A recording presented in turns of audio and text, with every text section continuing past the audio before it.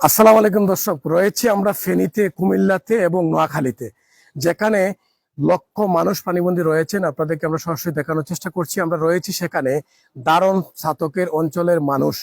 আমরা ছাতক থানা থেকে এসেছি। দারণ অঞ্চলের মানুষ কিন্তু দেশ বিদেশ থেকে লক্ষ লক্ষ টাকা আপনারা দিয়েছেন নগদ অর্থ, সেই টাকা পৌঁছে দেওয়ার জন্য আমরা একটা টিম এসেছি এবং যাচাই বাছাই করে প্রত্যেক ঘরে ঘরে আপনাদের নগদ অর্থ টাকাটা আমরা দিচ্ছি হাতে তুলে।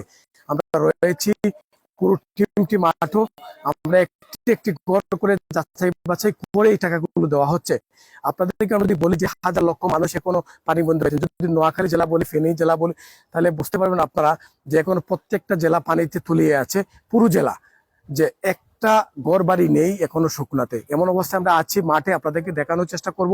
আপনারা সাথে থাকুন, যুক্ত থাকুন। সাউন্ড আছে কিনা একটু ক্লিয়ার কমেন্টে আমাদেরকে জানান দিতে পারেন। দর্শক সাথে থাকবেন এবং সর্বোচ্চ শেয়ার করে বাংলাদেশের সব মানুষকে পৌঁছে দিতে পারেন আজকের এই আমরা নোয়াখালী থেকে যে সরাসরি লাইভটি দিচ্ছি আপনাদেরকে।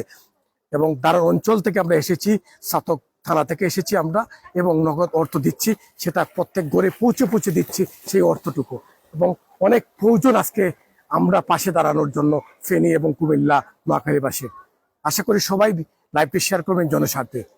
দর্শক সাথে থাকুন, যুক্ত থাকুন আমাদের সাথে। আজকের লাইভটি, আজকের যে ভিডিওটি আমরা দিচ্ছি এবং সেখান থেকে সরাসরি আজকের লাইভটিকে কোথায় থেকে দেখছি